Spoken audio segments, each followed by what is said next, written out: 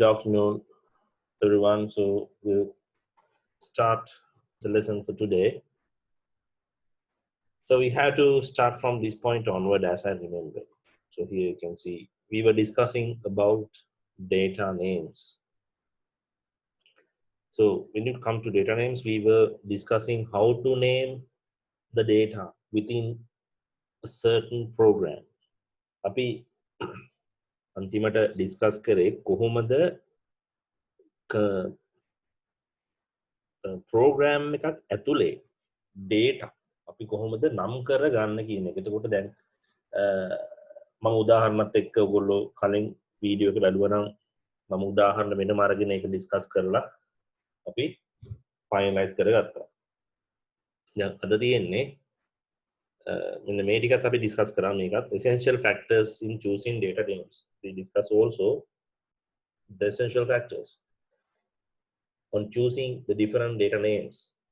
Now we come to something beyond that, data definition.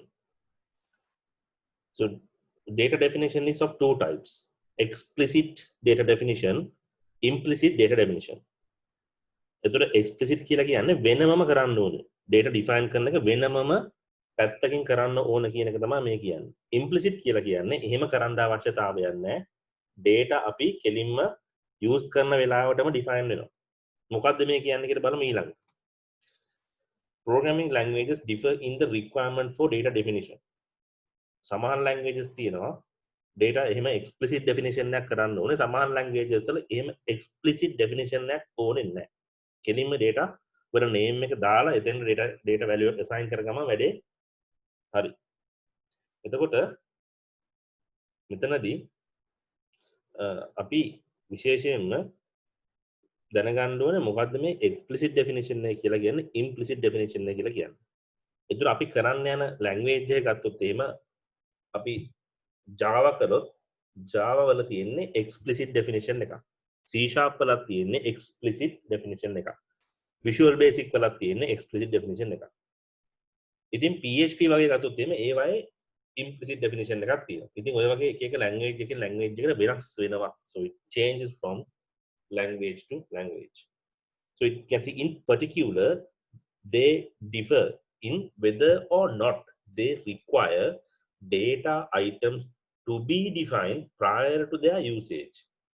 ඔන්න ඔහොම වෙන්න කරන්න ඕනේ නම් ඕකට අපි කියනවා explicit definition එකක් කියලා. අපෝ කිව්වොත් එහෙම මෙතන කියනවා data items to be defined prior to their usage. ඒ කියන්නේ data items අපි පාවිච්චි කරන්න කලින් ඒවා ඉස්සෙල්ලා define කරන්න අවශ්‍ය නම් අන්න ඒවට අපි කියනවා explicit definition එකක් කියලා.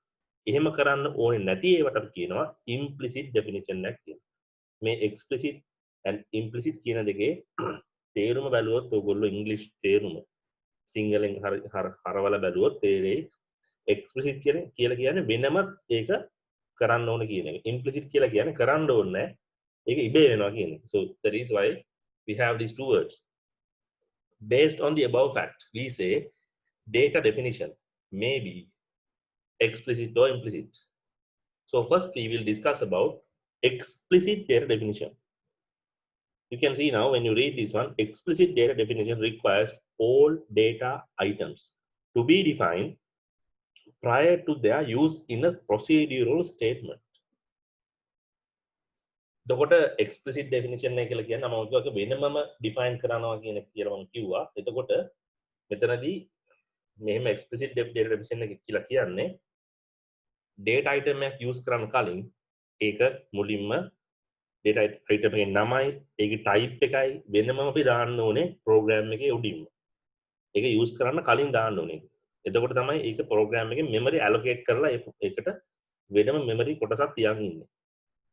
ඒක හැම language එකෙම කරන්න ඕනේ නැහැ. එතකොට Java, C# VB වගේ language එකක් ගත්තොත් ඒක අනිවාර්යෙන් කරන්න ඕනේ. This means that if a statement like one given below it is encountered within a program. Then මෙතන තියෙනවා this means that if a statement like the one given below then මේ පල්ලෙහා තියෙන total equals total plus counter කියලා මෙන්න මේ statement එකක් හම්බුනොත් මේ statement එකේ තියෙනවා data items දෙකක්. total කියලා කියන්නේ එකක්, counter කියලා කියන්නේ තව එකක්.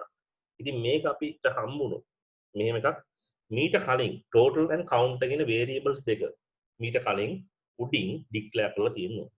එතකොට මේ total equals total plus counter කියලා කියන්නේ මොකක්ද කියලා ඔයගොල්ලන්ට හිතේ සමහරවිට මොකක්ද මේ කියන්නේ කියලා. එතකොට total equals total plus counter. මේ තියෙන එතකොට variables එහෙම නැත්නම් data names දෙකක් තියෙනවා. දැන් අපි මෙහෙම ගත්තොත් එහෙම counter. එතකොට මේක අපි ගත්තොත් එහෙම integer එකක්. එතකොට මේකේ value එක count එකේ දාන්න පුළුවන් value එක 10යි. එතකොට total කියලා ගන්න පුළුවන් අපිට total කියන එක බිංදුව කියලා අපි ගමු. එතකොට මේක total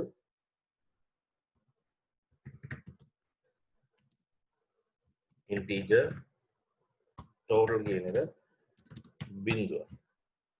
දැන් මෙහෙම ගත්තොත් so this is called explicit definition. මෙන්න මේකට තමයි කියන්නේ explicit definition කියලා. මේකට මොකද කියන්නේ? මේකට කියනවා initialization කියලා. So you call this initialization and you call this explicit definition.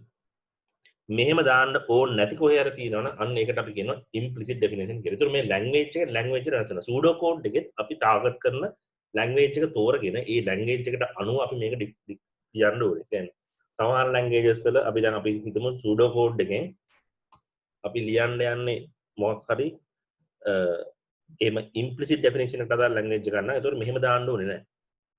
explicit definition එක target කරගෙන pseudo code එකක් ලියනවා නම් එතකොට මේක මෙහෙම උඩින් දාන්න ඕනේ. ඒකයි එතන වෙනස. මේකෙන් මොකද්ද වෙන්නේ කියලා ඔයගොල්ලෝ හිතෙන්න පුළුවන්. මේ total equals total plus counter කියලා එකක් තියෙනකොට මේකෙන් මොකද්ද වෙන්නේ? හරි. දැන් මේක ඉස්සෙල්ලා ගමු counter equals 10 කියලා තියෙනවා. අපි ඉස්සර සමීකරණ ලියනකොට O level වල A level වල සමීකරණ ගද්දී x plus y සමානයි 90. ඔන්න ඔහොම එකක් ලිව්වොත් if you write something like this. දැන් මෙහෙම එකක් ලිව්වට පස්සේ මේකේ වම් අත පැත්තේ තියෙන x plus y එකතු වුණාට පස්සේ තමයි 90 හැදෙන්නේ එහා පැත්තේ. එතකොට x plus y සමානයි 90 කියන කොහොම අපි මේකේ මේ ප්‍රෝග්‍රෑමින් ගැන කතා කරන්නේ නැතුව නිකන් ගත්තොත් එහෙම මේ සමීකරණ එක ඔන්නෝම ලියන්න පුළුවන් අපිට. මේකෙදී එන්නේ ඒකේ එතකොට එහෙම එකක් නෙමෙයි. මෙතන තියෙන්නේ මෙහෙම සමීකරණ කතාවක් නෙමෙයි උතන තියෙන්නේ. මෙතන තියෙන්නේ 10 කියන එක counter කියන data name එකට දානවා කියන එක තමයි මෙතන අදහස් වෙන්නේ. So this means you are assigning number 10 into the counter variable or into the counter data name or data item. Here which means you are assigning 0 to the total data item. On the total කියන data item එකට 0 assign කරනවා. counter කියන data item එකට 10 assign කරනවා. ඔය විදිහට මේ දෙක assign කරනවා. ඊට පස්සේ total plus counter මෙන්න මේකෙදි මතක තියාගන්න මේ අපි පස්සේ ඉගෙන ගන්නවා. හැබැයි දැනුත් කරගෙන ගියාම ලේසි. මටත් ලේසි ඔයගොල්ලන්ටත් ලේසි ඉගෙන ගන්න. තේරුම් ගන්න ලේසි ඉඳන් මම කියන්නේ. මෙතනදි වෙන්නේ මෙහෙම දෙයක්. දැන් total කියන දෙපැත්තෙම තියෙනවා. දැන් මොකද වෙන්නේ? දැන් මේක සාමාන්‍යයෙන් මේ assignment operator එක ගත්තට පස්සේ මේකෙන් දකුණු අත පැත්තේ තියෙන කොටස මුලින්ම සුළු වෙන්න ඕනේ. expression එක කියලා මේකට කියනවා. ඒතකොට මේකෙදි වෙන්නේ මේ තියෙන expression එක අපි වචන පොඩ්ඩක් ආපහු recording එක අහලා බලන්න. මේ තියෙන expression එක මේ සම්පූර්ණ එකටම කියන statement එකක් කියලා. ඒතර මේ expression මෙන්න මේ statement එකේ මේ assignment operator කියන මේකට කියනවා. මේ assignment operator එකෙන් දකුණු අත පැත්තේ තියෙන මේ කොටස ඉස්සෙල්ලා සුළු වෙනවා. ඒතකොට total කියන දෙපැත්ත තිබ්බට ප්‍රශ්නයක් නැහැ. අපි ඉස්සෙල්ලා ගන්න මේ කොටස. මේ කොටස අරගෙන දැන් බලනවා total ඉස්සෙල්ලා වගේමයි total equals total කියන මෙතනදී බිංදුව. අපි බිංදුව ගත්ත මේකෙන්. counter කියලා කියන්නේ 10යි. එතකොට දැන් අන්තිමට මේක සුළු වුණාට පස්සේ අන්තිමට total කියන එක මේ පැත්තේ 10යි බිංදුව එකතු වුණාට පස්සේ ආපහු වෙන්නේ 10යි. ඔන්න දැන් අවසානයේදී වෙන්නේ total කියන එක 10 වෙනවා. එතකොට total කියන එකේ අවසානයේ ඒක අගය වෙන්නේ ඊයද 10යි. එතකොට මේ ස්ටේට්මන්ට් එක මොකද්ද වෙන්නේ කියලා නැත්තම් ඔයගොල්ලෝ මේක දැක්කට පස්සේ සමහර කට්ටියට මේක පුරුදු නැත්තම් මේ ප්‍රෝග්‍රෑමින් කරලා මේක අනිවාර්යෙන් ගැටලුවක් වෙනවා. ඉතින් ඒක මට ඒක විස්තර කරන්න මේකෙන් වෙන දේ ඔන්න ඔක තමයි. total equals total plus counter කියලා දැම්ම ගමන් එතකොට ඒකේ ඔය ස්ටේට්මන්ට් එකේ සමාන ලකුණෙන් වම් දකුණු අත පැත්තේ තියෙන කොටස සුළු වෙලා ඒක වම් අත පැත්තේ තියෙන variable එහෙම නැත්නම් data item එකට assign කරනවා. එතකොට මේ හැමතිස්සෙම මතක තියාගන්න මේ සමාන ලකුණෙන් දකුණු අත පැත්තේ expression එකක් තියෙනවා වම් අත පැත්තේ තියෙන්නේ data name එකක් විතරයි. ඒකේ මේ වගේ කොටසක් තියෙන්න බෑ මේ පැත්තේ. මොකද මේ පැත්තේ සුළු වෙලා assign වෙන්නේ එක item එකකට විතරයි. මේ හැමදේම ඔයගොල්ලෝ මේ recording එක ආයෙ පාරක් අහලා මතක තියාගන්න. ඒතකොට මම ආයෙ explain කර ඉන්න අවශ්‍යතාවයක් නැහැ. මොකද එතකොට මේ recording එක බලපු ගමන් මේක ආපහු ඔළුවට යනවා. Okay, now we will go to this. The data items total and counter must already have been defined within the program. ඔන්න ඔය දෙකම program එක ඇතුලේ define කරලා තියෙන්න ඕනේ. අන්න ඒකයි මෙතන කියන්නේ. ඊට පස්සේ අපි යනවා explicit data definition එකට. ඒතකොට ඒකෙදි අපි දැන් QA එක තමයි. ඒතකොට මෙතන විස්තරයක් තියෙන චුට්ටක් කියව ගන්න ඕගොල්ලෝ. This will mean that their names will have been assigned and they will have been given type. එතකොට අපි මේ විදිහට data type එකක් දෙන්න ඕනේ. ඒ වගේම මේවට values assign කරලා තියෙන්නත් ඕනේ. ඉතින් මෙහෙම මෙන්න මේකට තමයි explicit definition කියලා කියන්නේ. ඒ කරාට පස්සේ අපිට values උත් දාන්න ඕනේ. නැත්නම් මෙහෙම එකතු කිරීමක් කරන්න බෑ. මොකද මේ values ඇතුළට දාන්න නැතුව එකතු කිරීමක් කරොත් මේ ඇතුළේ තියෙන garbage values එකතු වෙලා අපිට unexpected value එක total කියන variable එකට එන්න පුළුවන්. ඒකද අපි ඒක නවත්ත ගන්න මේවට values උත් දානවා. If this has not occurred, the program will generate a syntax error pointing out that the data items are unknown. දැන් මේක අපි කරේ නැත්නම් ඔය strongly typed language එක. අපි ඒකට කියනවා දැන් Java C# වගේම හැම එකක්ම C# VB බෙදේ ගමුකෝ. Java C# ඔක්කොම strongly typed languages. strongly typed languages කියලා කියන්නේ දැන් CVB මම ගත්තේ නැති strongly type කියලා කියන්න බෑ. ඒක පොඩ්ඩක් අර පොඩි වෙනසක් තියෙනවා එතන. ඒක මම පෙන්වන්න පුළුවන් VB පොඩ්ඩක් කරොත් අපිට. ඉතින් මේ Java C# කියන දෙකම strongly typed languages. ඒ කියන්නේ ඒවයි data අපි data name එකක් දුන්නොත් ඒ data name එකට අනිවාර්යෙන් data type එකක් තියෙන්න ඕනේ. එහෙම නැති වුණොත් ඒක errors දෙන්න ගන්නවා. කියන්නේ syntax compilation time එකේ syntax errors දෙන්න ගන්නවා. The programmer must then rectify the situation by inserting appropriate data definition in the program per the procedural statement in which they were encountered. ඉතින් අනිවාර්යෙන් මෙහෙම දාන්න ඕනේ කියන එක තමයි මම කියන්නේ. අපි ඉස්සෙල්ලා මම පෙන්නපු අර මේ notepad එකේ ගහලා උඩින් අර counter integer total integer කියලා දාන්න ඕනේ. ඒක තමයි explicit definition. දැන් මේ තමයි implicit definition එක. implicit කියලා කියන්නේ අපි එහෙම දාන්න ඕනේ නැහැ කියන එක. එතකොට data item එක එකපාර මෙන්න මෙහෙම අපිට දාන්න පුළුවන් අර උඩින් අර විදිය එකක් දාන්න නැතුව. ඒකේ තියෙන භයානකමක් තියෙනවා ඒක. අපිට බලමු. Programming languages which allow implicit definition of data items register each data name as it is encountered within procedural statement. So it is automatically detected and automatically it is allocated memory. So there's no prior list of data items need to be provided. So there's no need of giving data items prior to this statement. Then මේ data items දෙන්න අවශ්‍ය නැහැ මේ statement එකට කලින්. එතකොට අර විදියට අර counter integer එහෙම නැත්නම් total integer කියලා එහෙම එකක් දෙන්න අවශ්‍ය නැහැ. මේකෙදි කෙලින්ම මෙන්න මේ statement එක නිකම්ම දාන්න පුළුවන්. ඒතර මෙතන කියන in the example above if neither one nor both of total or counter had been previously encountered in any procedural statement, they would be defined according to the way they are used in that statement. So ඒක use කරලා තියෙන විදිහට ඒක එයා හදා ගන්නවා. එයා හිතා ගන්නවා මේ තියෙන integer එක, මේ තියෙන string එක, මේ තියෙන boolean එක, මේ තියෙන double value එහෙම real number එකක් ඔය හිතලා එයාම හදාගෙන වැඩේ එයාම ඒ වෙලාවට declare කරලා memory allocate කර ගන්නවා. කලින් එකේදී වෙන්නේ එයා කලින්ම memory allocate කරලා ඒකට integer එකක් නම් අවශ්‍ය memory ප්‍රමාණය allocate කරනවා. double එකක් නම් අවශ්‍ය memory ප්‍රමාණය allocate කරනවා. එහෙම නැත්නම් real number එකක් නම් අවශ්‍ය memory ප්‍රමාණය allocate කරනවා. මේ memory allocation එකක් මුලින්ම කර ගන්නවා. ඒතකොට memory allocate කරනවා ඊට පස්සේ හිතෙන්න පුළුවන් මොකද්ද මේ කරන්න කියලා. ඒක මම මුලින්ම explain කරා මේ පාඩම පටන් ගන්න කලින්.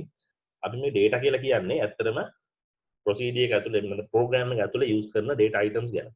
එතකොට මේ data items තියාගන්න අපිට memory ඕනේ. මේ memory ගැන මේ memory locations වලට දෙන නම් ගැන තමයි මේ කතා කරන්නේ ඇත්තටම. එතන මේ ඇත්තටම මේවා අපි කියන්නේ variables කියලා. ඉතින් variables කියන නමට අපි එනවා තව පොඩි වෙලාවක. එතකම මේ data names ගැන තමයි අපි කතා කරන්නේ. data names කියලා කියන්නේ ඇත්තටම variable names. pseudo code එක අපි variable names කියන කතාවක් කියන්නේ නැහැ. අපි හැම වෙලෙම කියන්නේ data names කියලා. ඒක ප්‍රෝග්‍රෑම් එකට යනකොට තමයි variable කියන වචනට හැරෙන්නේ.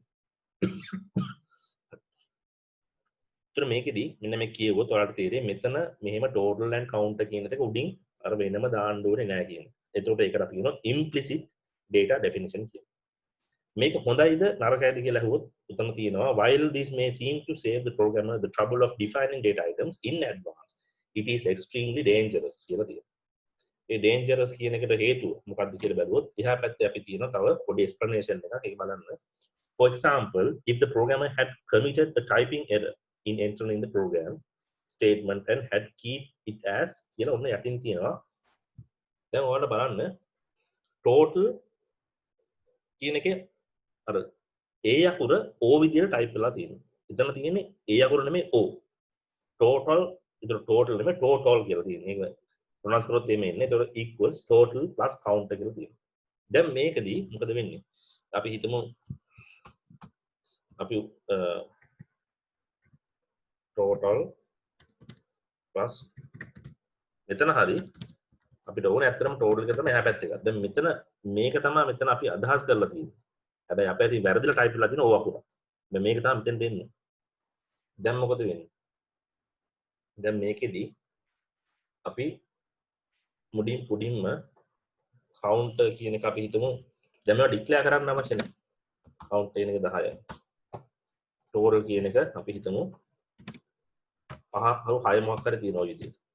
දැන් මෙහෙම තියෙන වෙලාවේ මෙහෙම එකක් කරොත් අන්තිමට දැන් අපි බලාපොරොත්තු වෙනවා total කියන එක කීයට යන්නද? 16ට යන්න. හැබැයි 16 total නෙමෙයි total කියන එක. ඒක 16යි. total කියන එක තාම 6යි. ඒකට හේතුව තමයි අප අතන ස්පෙලිං මිස්ටේක් එකක් කරලා තියෙනවා. දැන් අපි බලාපොරොත්තු වෙන්නේ මේක. වෙන්නේ මේක total කියන එක වෙනස් වෙලා නැහැ. මෙහෙම ප්‍රොබ්ලම් එකක් තිබ්බොත් මෙතන ඇත්තටම අපි වැරදීමක්කින් තමයි මේක කරලා තියෙන්නේ. total කියන එක ඇත්තට වැඩි වෙලා නැහැ අන්තිමට. එතකොට මේ total කියන එක යූස් කරලා කැල්කියුලේෂන් එකක් කරොත් එම් ප්‍රෝග්‍රෑම් එක අගහරියට වෙන්න. එතකොට output එක විදිහට වැරදි result එකක් එනවා. ඒක භයානකයි ඔක්කොටම වඩා. මොකද payroll එකකදී වෙන්න පුළුවන්. මොකද නැත්තම් critical scientific simulation එකකදී වෙන්න පුළුවන්. ඉතින් මේවයින් output වෙන result එක වැරදියට ආවොත් එහෙම සමහර වෙලාවට ඒක chemical එකක් හදන එක නම් බේතක් හදන එක නම් සමහර වෙලාවට ඒ බේත මාත්‍රා වැඩි වෙන්න calculation එක වෙලා තියෙනවා නම් ඒකට ඒ බේතකින්ද මිනිස්සු මැරෙන්න පුළුවන්. අන්න ඒ වගේ දේවල් වෙන්න පුළුවන්. ඉතින් බොහොම පරිස්සමට මේ දේ කරන්න ඕනේ. ඒකයි මෙතන dangerous කියලා තියෙනවා. ඔබ දැක්කොත් එමේ යටම තියෙනවා while this may seem saves programmer the trouble of defining data items. A trouble එක හොඳයි. මේක තමයි භයානක. ඉතින් මේකයි මෙතන කියන්නේ. ඉතින් මේකදී instead of program dictating the misspelling of total as total there would be now be 3 data items in defined total and counter with consequent errors in the execution of the program. ඉතින් මෙතනදී මේ errors ගොඩක් ඒ කියන්නේ පෙන්වන්නේ නැති වුණාට මෙතන error එක එන්නේ මේක run වෙන වෙලාවට. ඒක අපිට අහු වෙන්නේ නැහැ. කලින් එකේදී මෙහෙම error එකක් ආවොත් ටක් ගාලා අපිට කියන මෙන්න මෙහෙම variable එකක් නැත්තේ නෑ. හරියට බලන්න කියලා අපිට ආවෝ පොඩි syntax error එකක් එනවා. දැන් මේ statement එක තිබ්බනම් ඔය explicit definition එකක් ඇතුලේ ඔන්න errors ඇවිල්ලා අපිට ඒක notify කරනවා. ඒක තමයි හොඳම දේ. මෙහෙම එකක් නිකම්ම යන්න දෙන එක අපිට errors දෙන්නේ නැතුව ඒක බොහොම භයානකයි. The subsequent detection of these errors and their tracing back to misspelled data item in one of the possible hundreds of thousands of instructions is laborious task. ඒ කියන්නේ ගොඩක් මෙහෙම දෙයක් වුණොත් එහෙම instruction ගොඩක් තියෙනවා අපේ program එක ඇතුලේ. අපේ instructions තියෙන පුළුවන් 100ක් 200ක් 500ක් 1000ක් තියෙන පුළුවන් program එක ඇතුලේ. එතකොට ඒ වගේ තැනක ඔය මේ වගේ error එකක් හොයනවා කියන්නේ ඒක ලේසි වැඩක් නෙවෙයි. මොකද අපිට හොයන්න ලේසි නෑ. දැන් total කියන එක total කියලා type කරාට පස්සේ error එකක් එන්න පුළුවන් අන්තිමට output එකේ අපිට තියෙන මේ error එකක් එනවා කියලා. දැන් හොයාගන්න තමයි අමාරු වෙන්නේ. මොකද කොහෙද මේ spelling mistake එක උනේ කියන එක. explicit data definition එකේ මේ mistake එකක් තියෙනවා. ඒක කලින් පෙන්නන හින්දා අපිට එහෙම කරදරයක් නැහැ. ඉතින් ඇහුවොත් කවුරු හරි මොකද්ද හොඳ? explicit definition එක තමයි හොඳ. මොකද ඒකෙන් අපිට errors අඩුම කරගන්න පුළුවන්. සහ අපේ program එකේ safety එක වැඩි වෙනවා. output වෙන errors ප්‍රමාණය උපරිම අඩු කරගන්න පුළුවන්. It is important that in the case of languages which give the programmer the option of choosing between explicit and implicit data definition, the choice should always be explicit definition. Explicit definition එක තමයි අපි හැම වෙලාවෙම use කරන්නේ. Use කරන්න ඕනේ කියන්නේ ඉතින් ලැන්ග්වේජ් එක අනුව ඒක අපිට යූස් කරන්න වෙනවා. ඉතින් ඒකදී අපෙන් ඇහුවොත් කවුරුහරි මොකද්ද හොඳ කියලා මෙන්න මේ එක්ස්ප්ලිසිට් ඩෙෆිනිෂන් එක තමයි හොඳයි කියලා අපි ඒක විස්තර කරලා යාට කියන්න ඕනේ මෙන්න මේ හේතුව හින්දා මේක හොඳ. ඉතින් ඒගොල්ලෝ මේ ස්ලයිඩ්ස් ටික බලලා රෙකෝඩින් එක පාරක් කරුවොත් තේරෙයි මොකද්ද මේකේ හොඳ කියලා.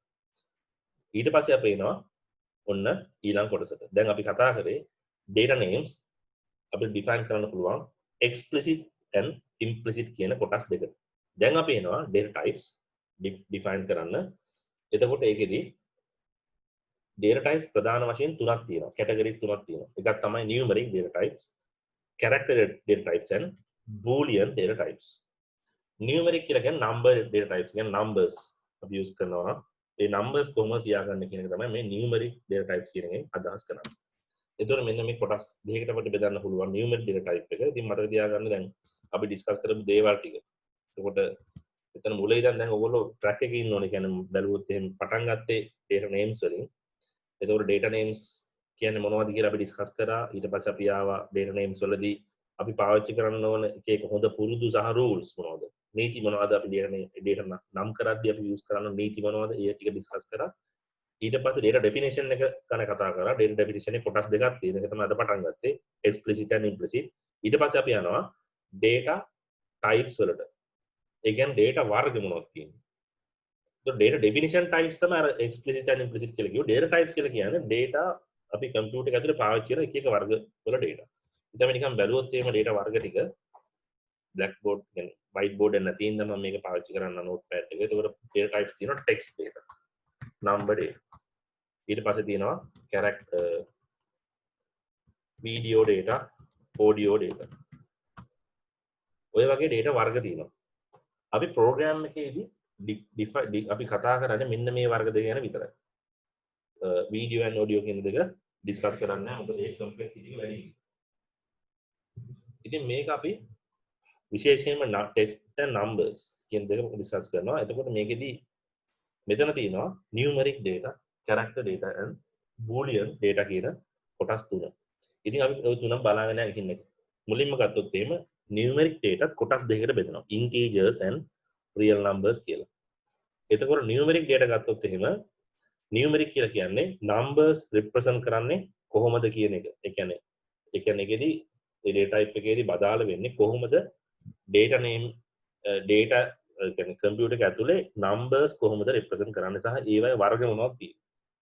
එතකොට මේ data item එකක් ගත්තොත් මේ data item එක ප්‍රධාන වශයෙන් අයිති වෙනවා number data එකකට එක්ක අයිති වෙන්න පුළුවන්, නැත්නම් character data එකට අයිති වෙන්න පුළුවන්, නැත්නම් boolean data එකට අයිති වෙන්න පුළුවන්.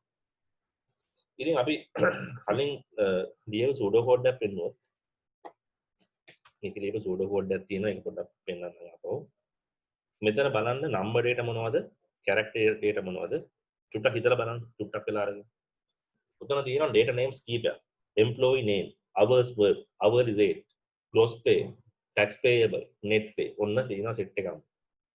මේ set එකේ මොනවද number data, මොනවද character data. number data වලත් integer මොනවද, real numbers මොනවද. අපි ඒක පොඩි discussion එකකට යන්න ඕනේ. එතකොට මේකෙදි ඔයාලට පේනවා ඉතින් employee name කියන එක text data එකක්. එහෙම නැත්නම් ඒක text තියෙන. ඒක numbers තිබිලා වැඩක් නැහැ. නමක්නේ. එතකොට එතන ඒකට අපි කියනවා text data කියලා. text data එතකොට මේ employee name කියන එකේ type එක text. තේරුණාද දන්නේ? employee name කියන text data name එකේ type එක අයිති වෙන්නේ text කියන type එක. hours work ඔන්න ඊළඟ. hours work කියන එක අයිති වෙන්නේ number data වලට. numeric type එකක් තමයි ඒකට තියෙන්නේ. numeric types වල මොනවද තියෙන්නේ කියලා අහුවොත් එහෙම numeric types වල කොටස් දෙකක් තියෙනවා කියලා මම දැන් පෙන්නනවා. ඒතර මේ කියන්නේ numeric data කියන්නේ numeric data වල කොටස් දෙකක් දෙනවා integers and real numbers කියලා. integers කියලා කියන්නේ පූර්ණ සංඛ්‍යා නිකිලා අපි කියනවා. real numbers කියලා කියන්නේ ඒකෙදි numbers පූර්ණ සංඛ්‍යා නැතුව දශම සංඛ්‍යාත් වෙන්න පුළුවන්. ඒ කියන්නේ integer ගත්තොත් ඒක 10.0 integer 10 කියලා එන එක. real numbers කියලා 10.05. අන්න ඒක real number එක. එතකොට ඒකෙදි දශම ස්ථානත් එක්ක තමයි real numbers අපි සාමාන්‍යයෙන් ගන්න. integers ගන්නේ පූර්ණ සංඛ්‍යා. ඒවයේ දශම ස්ථාන නැහැ. real numbers වල දශම ස්ථාන තියෙනවා. දැන් මේක ගත්තොත් ආපහු මේකේ තියෙනවා hours worked and hourly rate, employee name. employee name එක අපි අයින් කරා ඒක data type එක. string එහෙම නැත්නම් character text data type එකක් තියෙනවා. hours work කියන එකේ data type එක අපි ගත්තොත් එහෙම මොකක්ද වෙන්න පුළුවන්? integer ඒක numeric තමයි. number කියන එක ඕන කෙනෙක්ට දෙනවා. hourly rate එකත් numbers කියලා තේරෙනවා. ඒක integers ද එහෙම නැත්නම් real numbers ද කියන එක චුට්ටක් පුළුවන් නම් කවුරු හරි chat එකේ දාන්න. chat එකේ පෙන්න කියන්න බලන්න. hourly hours work කියන hour rate එක ওই දෙක අයිති වෙන්නේ integers වලටද real numbers වලටද එකක් integer වලට වෙලා අනිත් real numbers එනවාද අන්න ඒක චුට්ටක් කියන්න බලන්න. gross pay ඊට පස්සේ gross pay එක මොකක්ද tax payable කියන එක මොකක්ද මේ හැම එකටම types අපි දාගෙන යන්න ඕනේ දැන් වැඩක් කරන්න පටන් ගන්න මොකක් හරි ඔයාලට නැත්තම් මේක අහන් ඉඳලා බෝරින් වෙනවා ඊට පස්සේ ලෙක්චර් එක දිගටම අපි කියවගෙන යන්න නැතුව පොඩි වැඩක් කරලා යන්න ඊළඟට දැන් මෙතන තියෙනවා employee name ඕක character ඊට පස්සේ hours work කියන මොකක්ද දාන්න බලන්න එතකොට hourly rate කියන මොකක්ද ඊට පස්සේ ආපහු තියෙනවා gross pay net pay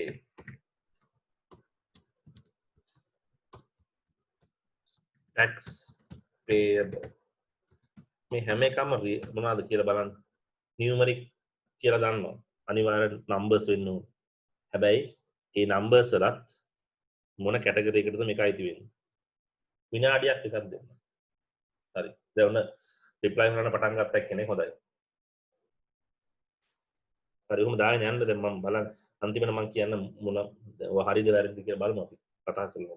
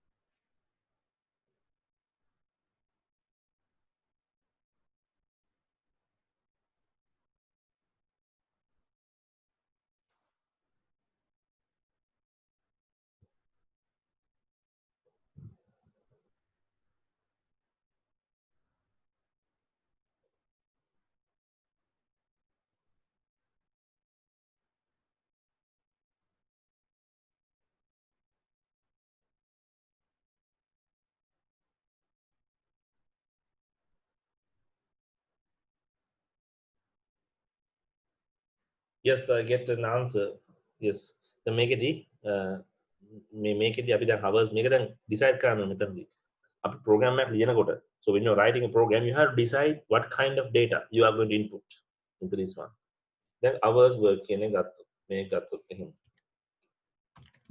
මේක හරියටම තිතරම වැඩ කරනවත් පැය ගන්න පැය 1යි විනාඩි 30 ඒ කියන්නේ පැය 1:00මාරක් වෙන්න පුළුවන් එතකොට පැයයි විනාඩි 30 දාන්නේ පැය 1:00මාරක් කියලා 1.5 hours කියලා දාන්න මම දන්නේ මම දාන්නේ මෙහෙම දැන් මම ලෙක්චර්ස් කරලා මම දානවා වෙලාව මෙච්චරක් කරගෙන 1.5 hours කියලා මම දාන්න පුළුවන් එතකොට පැය 1යි විනාඩි 30 විනාඩි 45 නම් 1 point එතකොට දැන් මේක 75 කියලා දාන්න පුළුවන් නැත්නම් වෙනම කඩලා දානවා දැන් මෙතන ඒක හරියන්නේ නැහැ මෙතන කෙලින්ම මේ දශම ස්ථාන තියෙන්නේ අවලි රේට් එක ගත්තොත් මේ කීයද ගෙවන්න කියන්නේ එතකොට මේ රේට් එකට අපි දෙන්න පුළුවන් පැයකට 200යි 200යි සත ගානක් බැරි වෙලාවක් තිබ්බොත් කියන්න බෑ තියෙනවද පුළුවන්.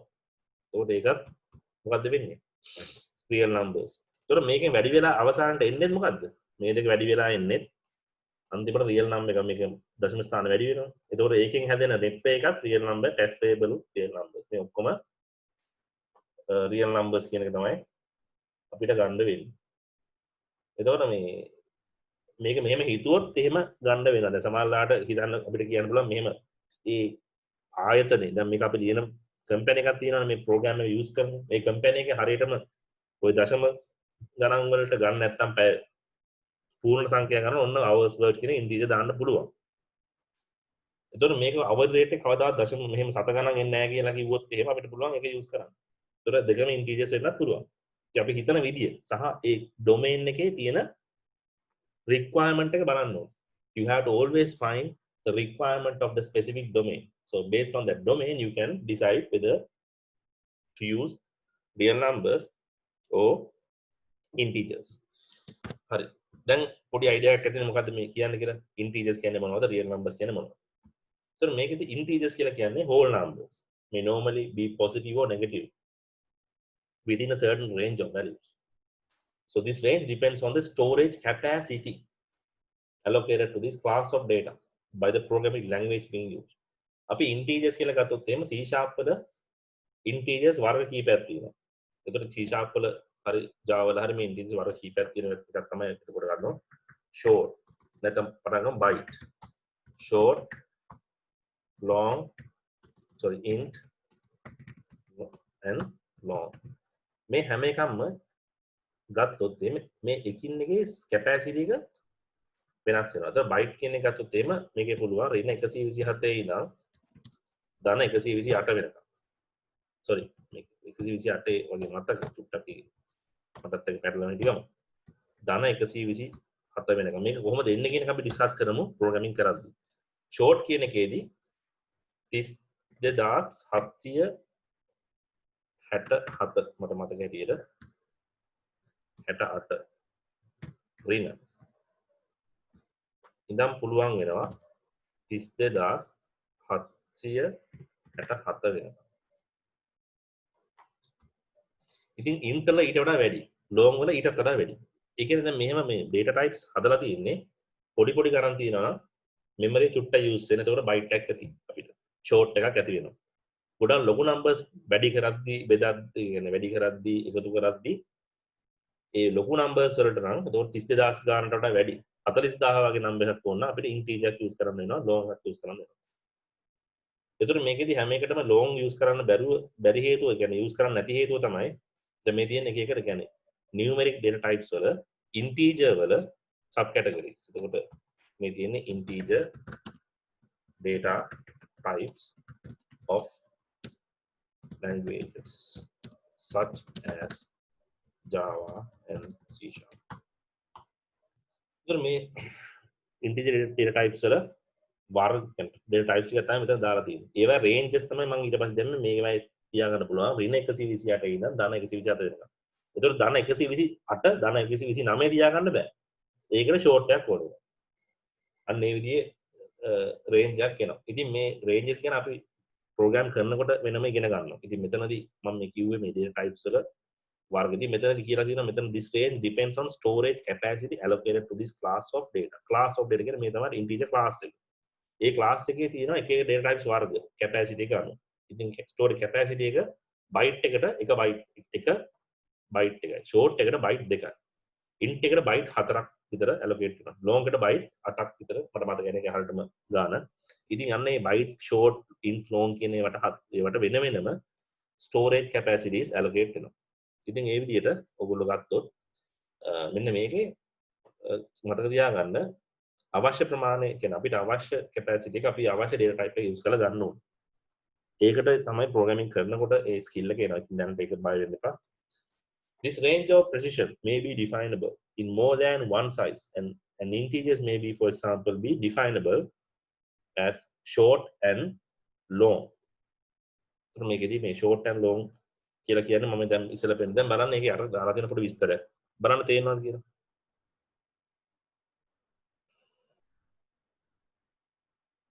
කියලා බලන්න.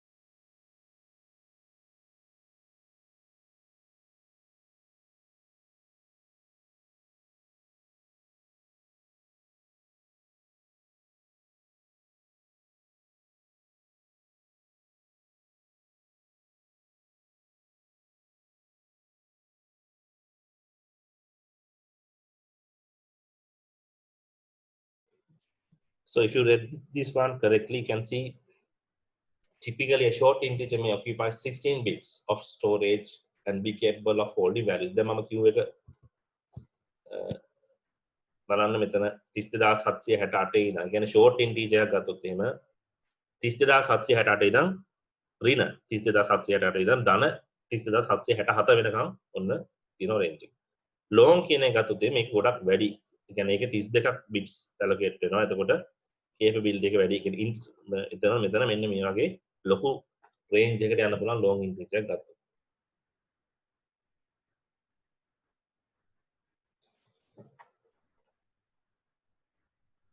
ඉතින් බලන්න මේ විදිහේ idea තියෙන්න ඕන integers කියන ඒව මොන වගේ range එකකද වැටෙන්නේ සහ ඒක පූර්ණ සංඛ්‍යා කියන එක දැනගන්න ඕන. real numbers ගත්තොත් එimhe real numbers කියන එකේ විශේෂයෙන්ම තියෙනවා ප්‍රධාන වර්ග දෙකක්. එතකොට මේ real numbers ගත්තොත් එහෙම ඒවයි තියෙනවා float and double. ඔය දෙක තමයි ප්‍රධාන වශයෙන්ම තියෙන්නේ data types විදියට. float කියන එකට වඩා double කියන එකේ capacity එක වැඩි. ඉතින් මේ float real numbers වලදී දශම ස්ථාන store කරන් ඒකට ලොකු range එකක් වෙන දශම ස්ථානත් එක්කම data තියාගන්න පුළුවන් කියන එක තමයි මෙතන අදහස් කරන real numbers කියන එකේ. real or floating point numbers. floating point කියන්නේ දශම ස්ථානයක් තියෙනවා. ඒ කියන්නේ මේ point එක පා වෙනවා කියන එක නැත්තම් එහෙට මෙහෙට යන්න පුළුවන් point එක. ඒ කියන්නේ දශම ස්ථාන ගන්න වැඩි වෙන්න පුළුවන්, දශම ස්ථාන අඩු වෙන්න පුළුවන්. ඒකට අපිට පේන්නේ මේ point එක පා වෙනවා. එහෙට මෙහෙට යනවා වගේ තමයි floating point කියලා කියන්නේ. Of fractional values and are normally able to hold greater magnitudes and both positive and negative scales than integers. Make a scale can make a size එකත් වැඩි කොහොම integers වලට වඩා. It is important to understand that calculations performed with real numbers may result in answers which are approximations to the correct values. So මෙතනදී බලන්න මේ an obvious example of this occurs while working with decimal fractions. So මේක 1 3 බෙදුවම 0.333 ඔක දිගට යනවා ඉතින් fractions ගානකට පෙන්වන්න පුළුවන්. ඒතකොට ඔක වැඩි කරොත් එම 3 දැන් මෙහෙම integer එකක් එහෙම මේ 3ෙන් වැඩි කරලා ඔය 1න් 3ෙන් 3 එක බෙදලා ඒක integer එක use කරොත් එම මේ දශම ස්ථාන ගන්න කෙනෙක් බිංදු වෙන්නේ අපිට. දශම ස්ථාන ටික කෙලින්ම discard වෙලා යනවා. ඒ කියන්නේ ඒක නැති වෙලා යනවා. දැන් මේකෙදි දශම ස්ථාන ගන්නට හරියට පෙන්වනවා. ඉතින් ඊළඟට අපිට එනවා character data. characters කියලා කියන්නේ text වචන කියලා අපි කියනවා. ඉතින් මම පෙන්නන්නම් දැන් characters කියන්නේ ඔයගොල්ලෝ මේ ඉගෙනගෙන නැත්නම් කොහේ හරි සමහරවිට computers වල basic course එකක් කරොත් එහෙම නැත්නම් basic degree එකක් කියන්නේ basic introduction course එකක් IT වලට තිබ්බොත් ඒවා සාමාන්‍යයෙන් කරනවා. මම දැන් පෙන්නන්නම් මේක දැකලා තියෙනයක් වෙන්න පුළුවන් මම පෙන්නන්න ඔයාලට. කලින් දැකලා තියෙනයක් වෙන්න පුළුවන්.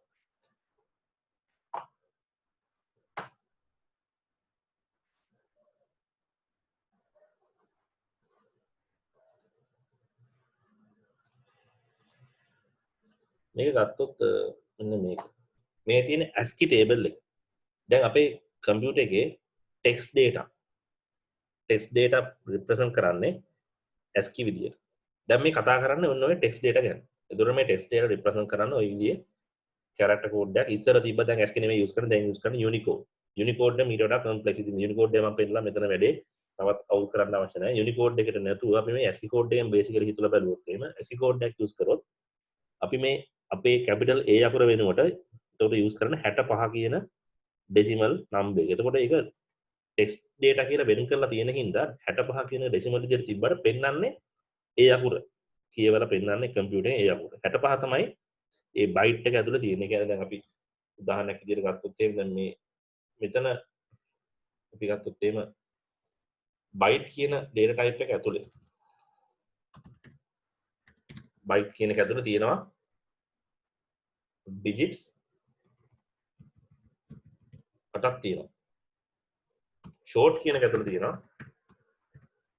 digits 16ක් තියෙනවා. දැන් මේකේ byte කියන එක ඇතුළේ අපි හිතුවත් එම් පෙන්නන්න අංක 4 මේක තියෙන decimal වලින් decimal 4. දැන් මේ decimal 4 මේ byte එක ඇතුළේ තියා ගන්නවා නම් මේ byte එක එහෙම නැත්නම් මේ memory location එක දැන් අපි ඕගොල්ලෝ දන්නවා අපි memory මයින්නේ byte වලින් byte එක ඇදලා තියෙන bits 8කින් එතකොට එක බිට් එකක් කියන එක තමයි පොඩිම යුනිට් එක කම්පියුටර් එක ඇතුළේ තියෙනවා. හැබැයි ඒක යූස් කරන්නේ පොඩි යුනිට් එක උනාට යූස් කරන්නේ බයිට්ස් විදියට තමයි මෙමරි ඇරේන්ජ් වෙලා තියෙන්නේ. එතකොට මෙගාබයිට් ගිගාබයිට් කියලා අපි කියන්නේ ඔන්න බයිට්ස් වලින් එකතු වෙච්ච මෙමරි වලට. දැන් 4 decimal places sorry මේ 10 පාදයේ 4 decimal 4 පෙන්නකොට මේ බයිට් එක ඇතුලේ මේක මෙහෙම එතකොට හැදෙනවා මෙන්න මේ විදිහට මේක ඩෙසිමල් වලට හැර වෙනවා. ඒ කියන්නේ දැන් මේ තියෙන්නේ 4 දෙකේ පාදයට හැරුවට පස්සේ එන ගාන. අපි තියාගත්තොත් 8 ඩෙසිමල් 8 ගත්තොත් එහෙම එතකොට ඔන්න ඔය විදිහට තමයි ඩෙසිමල් 8 තියාගන්න. එතකොට මේ තියෙන්නේ බයිනරි. මේ තමයි ඒකේ බයිනරි රිප්‍රසන්ටේෂන්. මේක ඩෙසිමල් මේක නැත්තම් නම්බර් ඩේටා හින්දා එහෙම නැත්තම් නියුමරික් ඩේටා හින්දා ඔය ඇතුළේ තියෙන වැලියු එක කෙලින්ම ගන්න 4 කියලා. හැබැයි දැන් 65 කියන එක දැන් මෙහෙම තියාගෙන ඉන්නවා කියලා අපි හිතුවොත් එහෙම. ඒ කියන්නේ දැන් මෙතන 65 නේ මේ 65 ඔය විදිහට තියාගෙන ඉන්න හිටියොත් එහෙම එතකොට ඒක අපි text data කියලා කැටගරයිස් කරලා තියෙන වෙලාවක ඒකේ ඉන්නේ නැහැ 65 කියලා. ඒකේ ඉන්නේ ඒ අකුර කියලා. අන්න ඒක එතන තේරුම් ගන්න ඕනේ. ඒ ගොඩාක් ඉතින් හිතන්නත් එපා. මොකද තමයි පොඩ්ඩක් කල්පනා කරලා බලන්න. ඒක පොඩ්ඩක් පරණ එහෙම නැත්නම් අර පරණ මේ ඔයාලගේ ඉන්ට්‍රොඩක්ටරි කෝස් එකක් දිහා බලලා තමයි ඒක ඉගෙන ගන්න වෙන්නේ. මේක ප්‍රෝග්‍රෑමින් වල ඉඳලා ඒකේ ඇතුළේ තියෙන අතුලාන්තය ආපහු විස්තර කරන්න අමාරුයි. සහ මට මෙතන වයිට් බෝඩ් එකක් නැතිනම් මේවා ඇඳලා විස්තර කරන්න ටිකක් ප්‍රශ්නයක් තියෙනවා. ලිමිටේෂන් එකක් තියෙනවා. ඉතින් ඒක හැබැයි ලොකු ප්‍රශ්නයක් නෙමෙයි මේ කෝස් එක. කෝස් එකේ මම විස්තර කරන්නේ මේ data types ටික දැන කරගෙන ගිහලා ඊට පස්සේ ඊට වඩා වැදගත් දේවල් යනවා. දැන් මේක මේ දැනගන්න මේ character data කියලා જાතියක් තියෙනවා. එතකොට character data කියලා කියන්නේ අපි ඔය අකුරු වලට digits වලට සහ symbols වලට. දැන් මෙතන මේක පොඩක් කියවලා බලමු. Character data is often referred to as text or string or alphanumeric data. text alphanumeric කියලා කියන්නේ numeric නොවන data numbers නෙමෙයි. It consists of digits, letters and symbols. Then ඔය digits, letters and symbols කියලා කියන්නේ අපේ keyboard එකේ තියෙනවා letters. ඒ ඉඳන් capital A වල ඉඳන් capital Z වලට සහ simple A වල ඉඳන් simple Z වලට letters තියෙනවා. සහ තව තියෙන එක characters. ඒ කියන්නේ දැන් මෙන්න මේ වගේ ඒවා. දැන් මෙතන තියෙනවා එක જાති characters තියෙනවා අපි. වෙන එකක් ගමු. ඒතර මේ characters ගත්තොත් එහෙම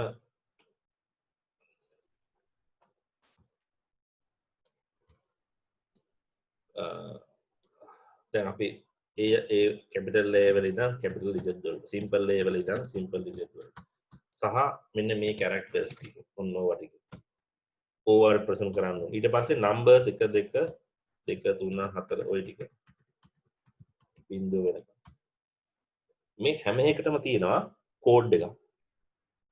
ඒක තමයි එක්ක ASCII කෝඩ් එක නැත්නම් Unicode එක. එතකොට ඒ කෝඩ් වලින් represent කරන්න බලාගෙන අපි declare කරන data type එකට අපි කියනවා character data type එකක් කියලා. මේවා numbers වලට නෙමෙයි තියෙන්නේ. හැබැයි අතුලේ තියෙන ඇත්තටම numbers. ඒ number එක තමයි මම මේ පෙන්නේ. ඒතර මේ තියෙන number එක තමයි මෙතන තියෙන්නේ. මේ ASCII use කරනවා විතරයි. දැන් use කරන්නේ මේවා නෙමෙයි. දැන් use කරන්නේ Unicode.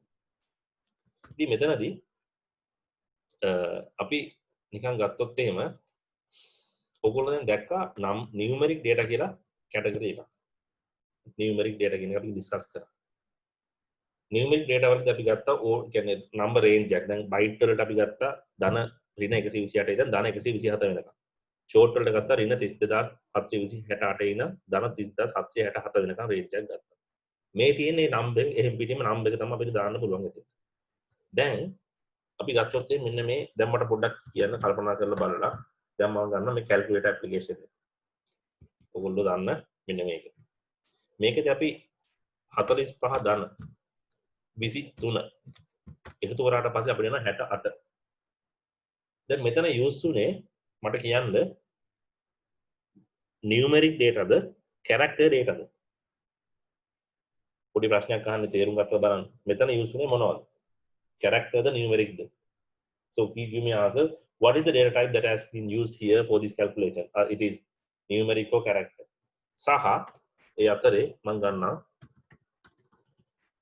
ආපහු notepad එකම අරගෙන මෙතන දැම්මොත්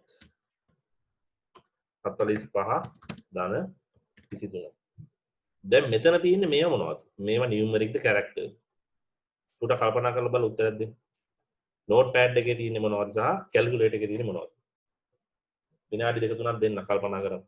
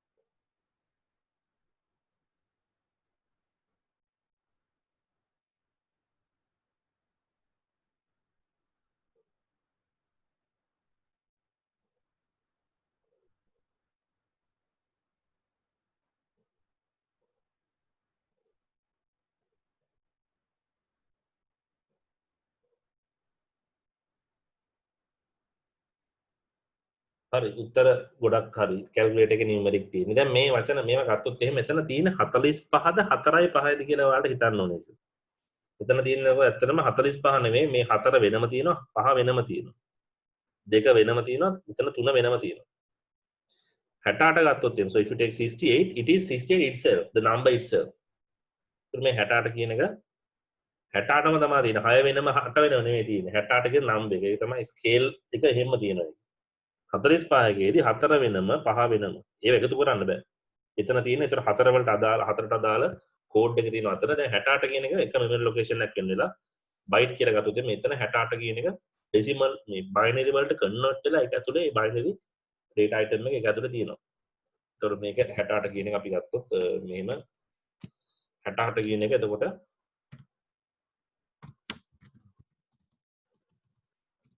කියන එක කන්වර්ට් වෙන්න ඕනේ ඊට අදාළ මේ binary version binary දැන් මම නිකන් දාන්නම් මේක ඇත්ත 68 නෙමෙයි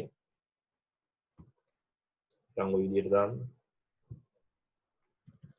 එකක් දාලා පෙන්නන්න විතරක් ඊට පස්සේ මේක binary වලට convert වෙච්ච එක තමයි මේ තියෙන්නේ දැන් මේක තියෙන්නේ 68 කියන එකේ ඔය binary representation එක නිකන් උපකල්පනය කරන්න ඕ ඒක තමයි හරි එක නෙමෙයි නිකන් හිතන්න ඊට පස්සේ දැන් අපි ගත්තොත් එහෙම මෙතනදී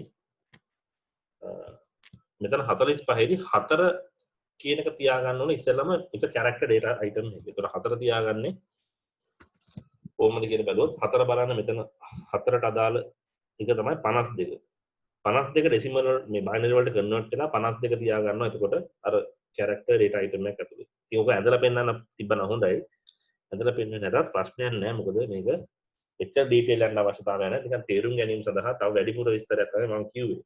ඉතින් වැඩිපුර තව මේවා ටික හොයලා බලන්න ඒ රිසර්ච් කරලා බලන්න. එතකොට තවත් හොඳට තේරෙනවා මේක.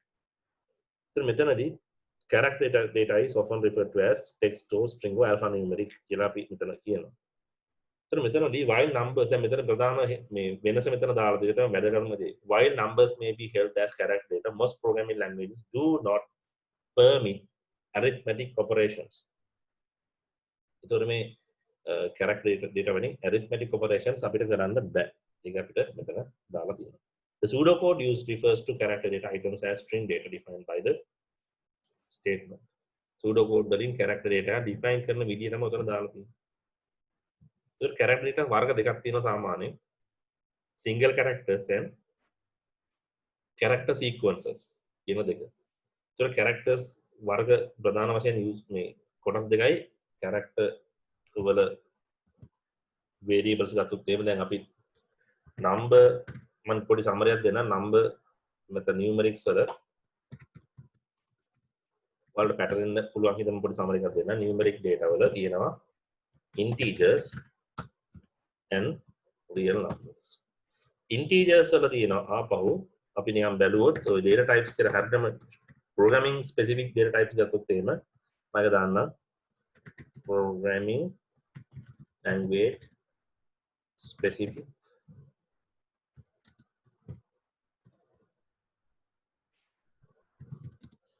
data types කියලා ගත්තොත් ඒකේ තියෙනවා ඒතකොට short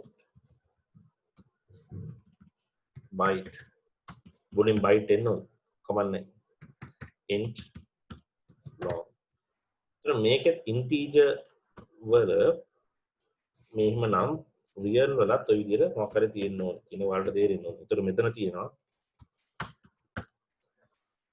float and long තවදුරටත් චූටි දෙයක් කියන්න තියෙනවා මේ දවස් ටිකේ මේ කරන්ට් එක එකපාර යනවා එහෙම වුණොත්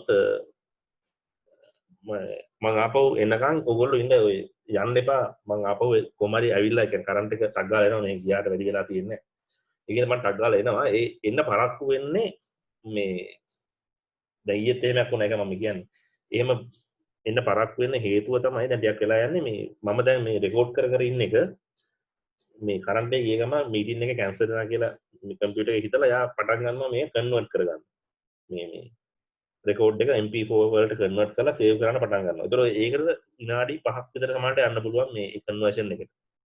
ඒ අතරතුරේ සමහර වෙලාවට ළමයි හිතන මම මේ ලෙක්චර් එක දාලා ගියා එකපාර මේ කියන්නේ නැතුව කියලා අයින් වෙලා යනවා. එහෙම යන්න එපා. මම කොහොම හරි කරන්ට් එක අනිවාර්යෙන් විනාඩි 5ක් තියලා හරි කරන්ට් එක එක්ක ඉවර වෙන්න. මේ ලෙක්චර් එක ඉවර වෙන්න. ආයේ 55 කරන්ට් එක ගියා කියලා මම ආයේ ඇවිල්ලා තමයි යන්නේ. කියන චුට්ටක් ඉන්න මොනවා හරි පණිඩක් දෙන්න තියෙනවා. එකක් දීලා යන්න ඕනේ. 6:55 කියවන්න ඉතින් ඒත් ගියත් කමන්නේ. ඒත් හැබැයි ඔය ඊට කලින් ගොඩක් කලින් ගියොත් එහෙම එකපාර හිතන්න එපා මම එකපාර අයින් වෙලා ගියා කියලා චුට්ටක් ඉන්න මේ ලෙසන් එක ඇතුලේ මේ මීටින් එක ඇතුලේ ඉන්න ඕගොල්ලෝ යන්න නැතුව ඉන්න.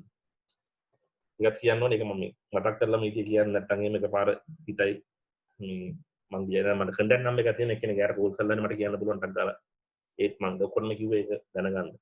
ඒතර මේකෙදි කැරක්ටර් ඩේටා ගත්තොත් එහෙම කැරක්ටර්ස් වල තියෙනවා single character ඒකට අපි කියනවා දැන් මේ programming language specific කියලා ගත්තොත් එහෙම Java වල එහෙම තියෙන්නේ char කියන data type එක. ඊට පස්සේ ආපහු තියෙනවා character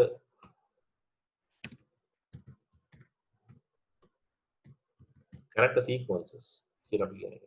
character sequences ගත්තොත් එහෙම ඒකට අපි කියනවා string කියලා. ඔය චුට්ටක් බලන්න. ඊට පස්සේ බූලියන් එක මම එච්චර විස්තර කරන්න යන්නේ ඒක අපිට දැනටම ගොඩාක් ඒක මේ තේරුම් ගන්න දකරන දේ. ඔය චුට්ටක් බලන්න සමරි එක දැන් ඉගෙන ගත්ත එකේ.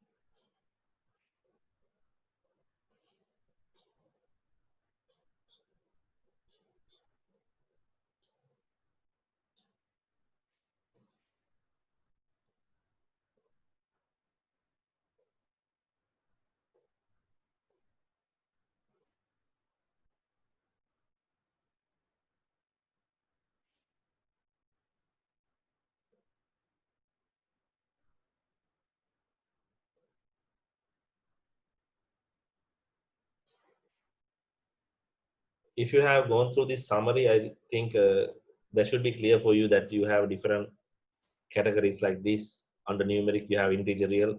In integer, you have other data types as short, byte, int, long, based on their capacity.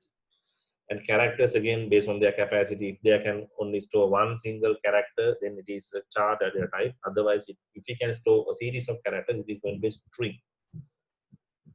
right. Now, so this is how you can declare strings and other stuff within pseudocode. The pseudocode will actually mean me tama strings okay they were data types same done within message string.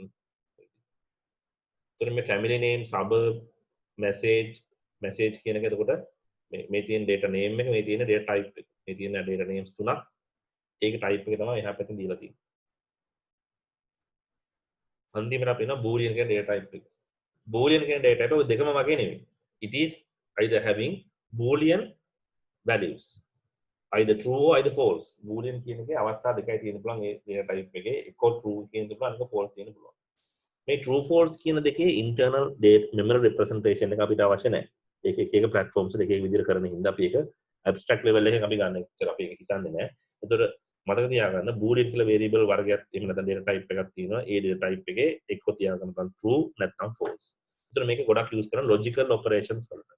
ඒතර if statements වලදී එහෙම නැත්නම් වෙන conditions evaluate කරන අවස්ථාවලදී අපි මේ boolean variable එක අරගෙන ඒකට යම් condition එකක් මත ඒකට true or false කියන values assign කරලා ඒ මත decisions ගන්න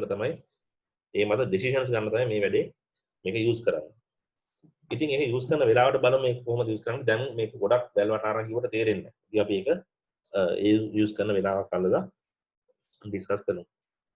ඉතින් if statements වලදී තමයි ගොඩක් වෙලාවට මේක use කරන්නේ. ඒතකොට data usage එකේදී ආපහු ඔන්න දැන් data types ඉවරයි. දැන් අපි එන්නේ data usage කියන ඊළඟ topic. data usage වලත් කොටස් දෙකකට මේක කැඩෙනවා. data use කරන්න පුළුවන් variables විදියට නැත්නම් constants විදියට. දැන් ඔය data types ගැන කතා කරලා ඉවරයි. ඒ data type එක data type එකකට අදාළ එක data variable එකක් එහෙම නැත්නම් name එකක් ගත්තොත් ඒ data name එක එක්ක වෙන්න පුළුවන් variable එක නැත්නම් constant එකක් වෙන්න පුළුවන්. ඉතින් මෙතනදී variables කියන්නේ මොනවද? variable කියන වචනේ ගත්තොත් එහෙම වෙනස් වෙනවා කියන එක තමයි උතන අදහස් වෙන්නේ. variation එකක් තියෙනවා. නැත්නම් වෙනස් වෙන්න හැකියාවක් තියෙනවා. variable වෙනස් වෙන්න පුළුවන් කියන එක. ඒතර variable කියන්නේ ඒක වෙනස් වෙන්න පුළුවන් කියන එක තමයි මෙතන විශේෂයෙන් අපි බලන්නේ. ඉතින් වෙනස් වෙන්න පුළුවන් කියන එක ගත්තොත් එහෙම උතන තියෙනවා counter equals counter plus 1 කියලා. ඉතින් මේ counter කියන එක වෙනස් වෙලා තියෙනවා. ඒතර counter කියන එක එකක් වැඩි වෙලා තියෙනවා. variables are data items of any type whose contents may change values as the program executes. program එක වැඩ කරන අතර වාරයේ ඒක ඇතුළේ තියෙන values එහෙම නැත්නම් data name එකේ values වෙනස් වෙනවා. data item එකේ values වෙනස් වෙන්න පුළුවන් නම් අන්න ඒකට අපි කියනවා constant variable එකක් කියලා. ඒතර counter කියන variable එක ගත්තොත් counter කියන variable එකේ ඔයාලට පේනවා ඇති counter equals counter plus 1 කියලා තියෙනවා. දැන් ඒක අපි කලින් ගත්ත total equals total plus counter කියන එක ගත්තොත් එimhe total එක වෙනස් වෙලා තියෙනවා එතනදී. මෙතනදී count එකක් වෙනස් වෙලා තියෙනවා. counter කියන එකට ආපහු counter එකට එකතු කරලා දාලා තියෙනවා. ඒ කියන්නේ counter එක එකකින් වැඩි කරලා තියෙනවා.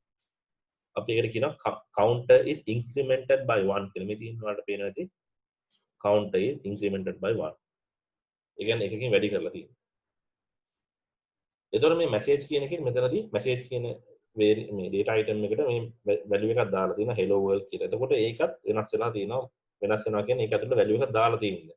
දැන් මෙහෙම තියෙනවා කියන්නේ එතකොට ඒ ඇතුළේ තියෙන value එක වෙනස් කරනවා කියන්නේ. එතකොට මේක program එක run වෙන වෙලාවේ දැන් මේක මතක තියාගන්න program එක run වෙන වෙලාවේ යම් කිසි data item එකක value එක වෙනස් කරන්න පුළුවන් කමක් තියෙනවා නම් වෙනස් කරන්න පුළුවන් නම් වෙනස් කරලා තියෙනවා නම් අන්න අපි ඒකට කියනවා variable එකක් කියලා. then the previous content of the data item message presumably a variable of character type is replaced by string character hello world. ඉතින් ඔය variables කියන ඒවා තමයි වැඩි හරියම use කරන්නේ අපි programs ඇතුලේ. ඉතින් මේක මෙතන ගොඩාක් කියලා දෙන්න අවශ්‍ය නැහැ. මේක ගොඩාක් use කරනවා අපි තව දවසකින් දෙකකින් වගේ මේක අපිට use කරන්න පුළුවන් වෙයි. ඊළඟට constants. දැන් variables කියලා කියන්නේ වෙනස් වෙන ඒවා. ඒ කියන්නේ program එක ඇතුලේ ඒක ඇතුලේ තියෙන item value එක වෙනස් වෙන්න පුළුවන්. දැන් උදාහරණයක් විදිහට මම පෙන්නුවොත් ආපහු මම මේක පොඩ්ඩක් අයින් කරලා ඉගත්තොත් counter කියලා අපි ගන්න integer එකක් counter කියන එක අපි දානවා ඉස්සෙල්ලම 10යි. ආයෙ ටික වෙලාවකින් counter කියන එකට අපි දානවා 12. ආය counter කියන එකට අපිට එකතු කරන්න පුළුවන් මෙහෙම counter +1. දැන් ඔයාලට පේනවා ඇති counter කියන එකේ value එක ඉස්සෙල්ලා මුකුත් තිබ්බේ නැහැ. ඊට පස්සේ ඒකට 10 දානවා. ඊට පස්සේ ඒකටම 12 දානවා. දැන් count 10 කියන value එක replace වෙලා 12 කියන එක මේකට වැටෙනවා. ඊට පස්සේ counter කියන එකට ආපහු counter +1 කියන්නේ එතකොට 13 මේ දෙක එකතු කරලා ඒක දානවා මේකට. එතකොට counter කියන අවසානයේ මෙතන එන්නේ 13.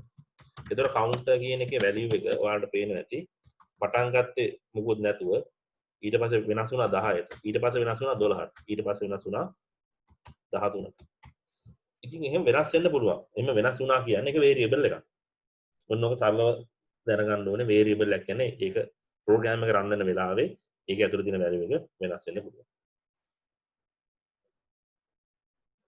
ඊට පස්සේ constant එක කියන්නේ මොකද්ද?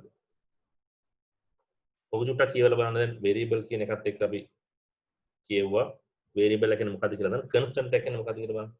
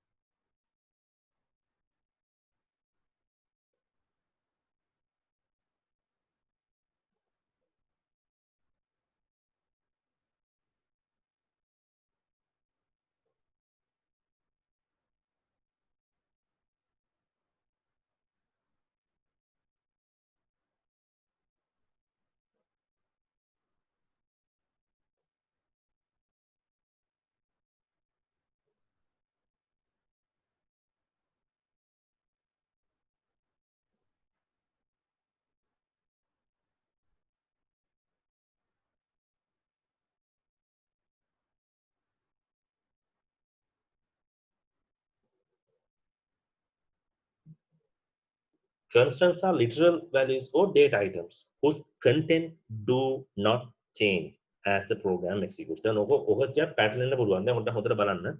දැන් variable කියන එක අමතක කරලා දාන්න. දැන් ආපහු අපි variable ගැන කතා කරන්නේ නැහැ. පස්සේ කතා කරමු.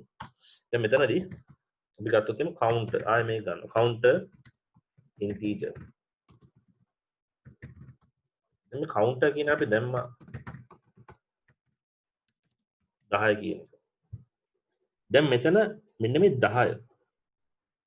So this 10 මේකට අපි කියනවා this is එතන මෙතන 10 කියන එක මේ 10 විතරයි ගන්න counter නෙමෙයි 10 is a literal අපි කියන තව literal constant කියලා කියනවා. ඊට පස්සේ counter කියන එක අපි දැම්මා 12. ඒතර 12 කියන එකත් literal constant එක. දැන් මෙතන වෙනස් වෙලා තියෙන counter එක විතරයි. count එක ඉස්සෙල්ලා 10 වෙලා තියෙනවා ඊට පස්සේ 12 වෙලා තියෙනවා. හැබැයි මෙතන තියෙන 10 එහෙම්ම තියෙනවා. මෙතන තියෙන 12 එහෙම්ම තියෙනවා. ඒතර මේ 10 12 කියන දෙක මේ පැත්තේ මෙන්න මේ item එක දෙක ගත්තොත් අපි මේවට කියනවා literal constant එකක් කියලා. ඒ වගේම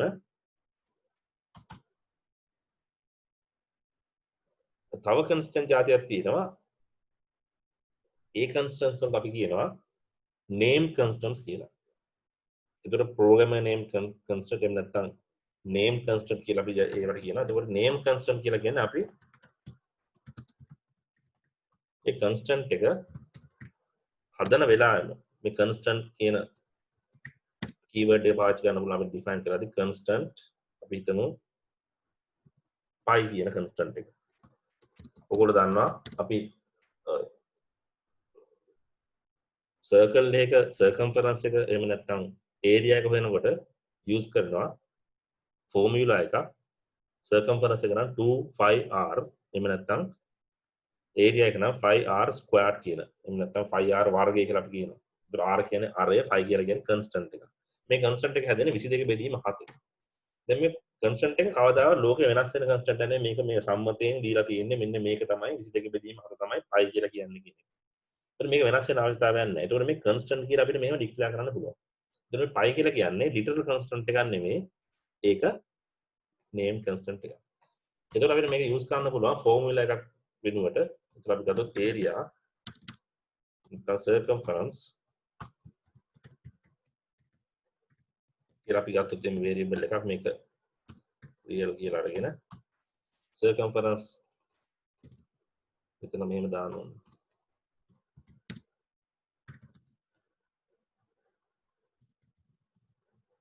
මේව ගැන එච්චර කලබල වෙන්න එපා. මේ real මේ දැන් මේ constant value දෙන විදිය circumference real ඊට පස්සේ දැන් circumference එකේ value එක අපි දානකොට 2 into pi into r කියලා අපි හිතමු 7 කියලා. දැන් ඔන්න ඔහම දැම්මම දැන් මෙතන මේ pi කියලා කියන්නේ name constant එකක් 2 7 and 22 by 7 ඔය තුනම literal constants තුනක්.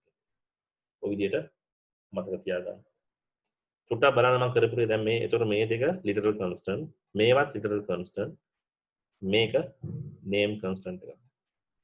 මේවයි constants අපිට බලන්න පුළුවන් Java C# වගේ languages වල ඒවයි තියෙන වෙනම libraries එහෙම නැත්නම් වෙනම classes තියෙන classes ඇතුළේ තියෙන ඔය වගේ name කරපු constants විතරක් අපිට හොයාගන්න පුළුවන්.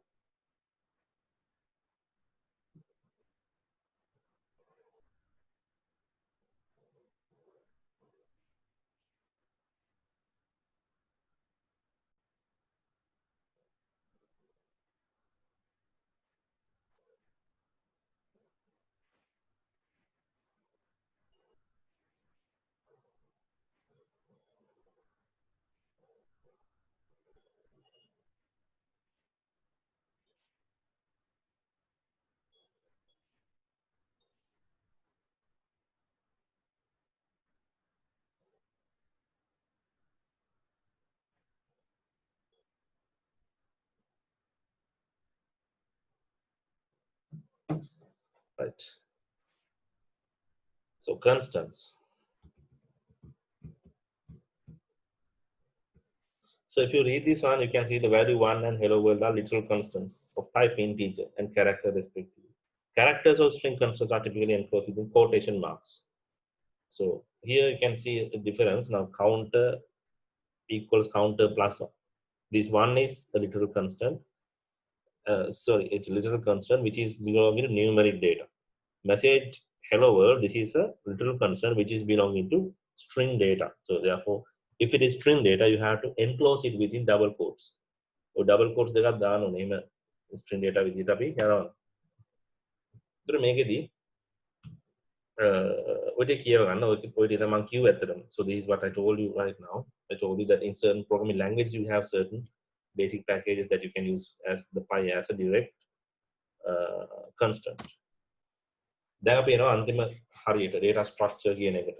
data වල එක එක structures විදිහට තියෙනවා data. දැන් අපි මෙච්චර කල් discuss කරපු data structures විදිහට අපි ගත්තේ single items. ඒ කියන්නේ ඒ data item එකේ තියාගන්න පුළුවන් එක item එකක් විතරයි.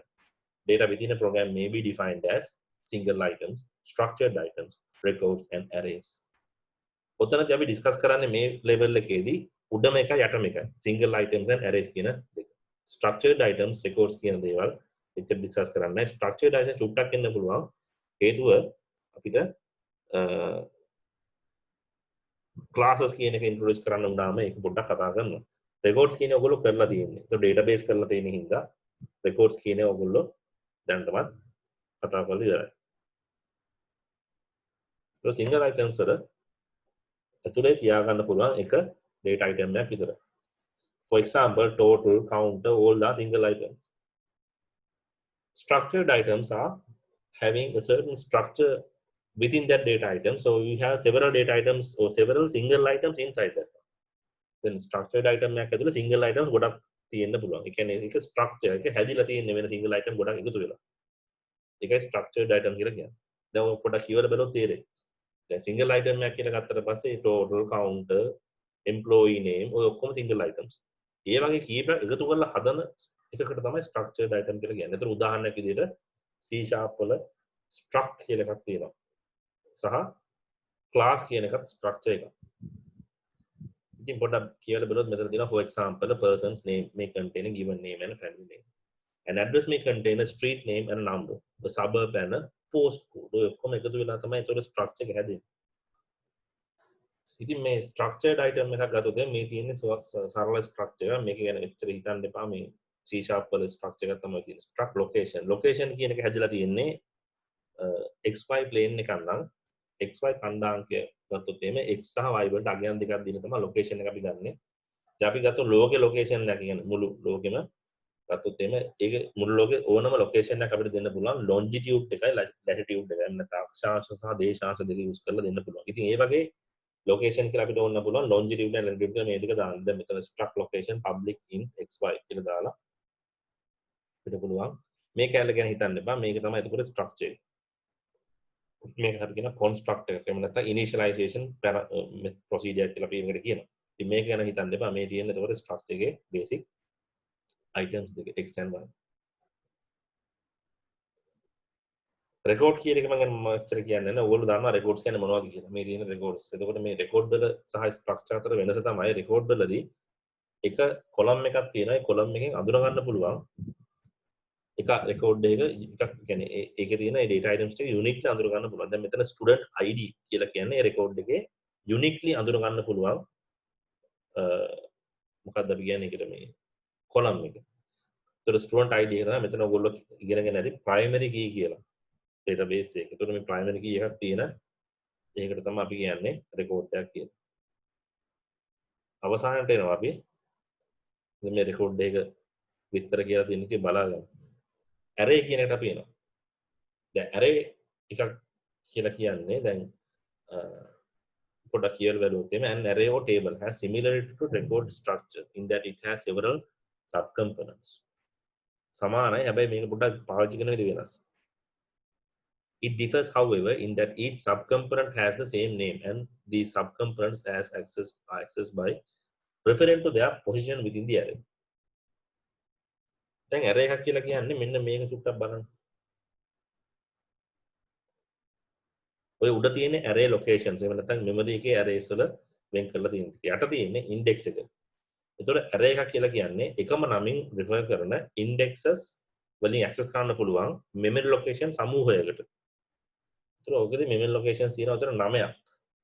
ඒව access කරන්න පුළුවන් බිංදුවේ ඉඳන් 8 වෙනකම්.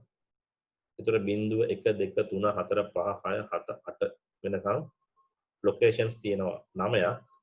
values තියෙනවා ඒවයේ ඇතුළේ එකින් එක. එතකොට මේකෙදි උදාහරණයක් විදිහට ඔන්න ඕක චුට්ටක් ගත්තොත්.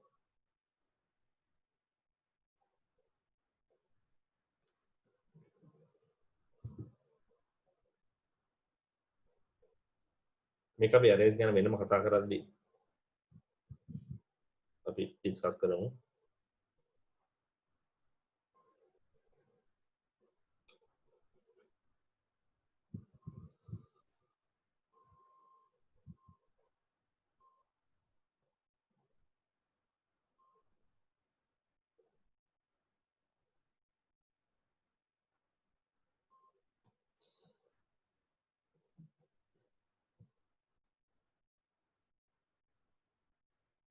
එතකොට දැන් මෙතන single item arrays single items තියෙනවා කියලා අපි කතාවක් කිව්වා. single items තියෙන single items ගැන තමයි මුලින්ම කතා කරේ. දැන් මෙන්න මේ වැඩේට අපි හිතමු නිකන් දැන් දෙනවා for example we may wish to record the rainfall in millimeters on each day by of a calendar year. මෙතන කියන්නේ අවුරුද්දක් පුරාවට හොඳට අහගෙන ඉන්න මේක. අවුරුද්දක් පුරාවට අපි වර්ෂාපතනය හැම දවසකම වර්ෂාපතනය රෙකෝඩ් කරන්න යනවනම් ප්‍රෝග්‍රෑම් එකකට ඒ කියන්නේ ප්‍රෝග්‍රෑම් එක අපි තියාගන්න යනවා හැම අවුරුද්දේ එක අවුරුද්දක මුළු අවුරුද්දේ හැම දවසකම වර්ෂාපතනය මිලිමීටර් වලින් දැන් නැති දවස්වල බිඳුවයි තියෙන දවස්වල 100 50 200 20 ඔය වගේ ගණන් එන්න පුළුවන්. ඒ වගේ එතකොට අපිට මේ variables එහෙම නැත්නම් මේ වගේ single item data කීයක් ඕන වෙනවද කියලා ඔයගොල්ලෝ හිතුවොත් ඇත්තටම කීයක් ඕන වෙනවද? 365ක් ඕන වෙනවා. ඒ කියන්නේ වෙන වෙනම අපිට explicitly declare කරන්න වෙනවා data items 365ක්. එතකොට ඒක පොඩ්ඩක් කරදරයි. පොඩ්ඩක් නෙමෙයි ගොඩක් කරදරයි. නැත්නම් 365ක් අපිට lines ලියන්න වෙනවා data items ටික declare කරන්න. ඊට පස්සේ ඒවා වෙන වෙනම අරගෙන ඒවට data දාන්න වෙනවා. ඊට පස්සේ කියවනකොටත් ඒවා වෙනම කියවන්න වෙනවා. එහෙම නැතුව දැන් උදාහරණයක් විදිහට අපිට දැන් data items මෙහෙම ගන්න වෙනවා එකින් එක. ගත්තොත් එහෙම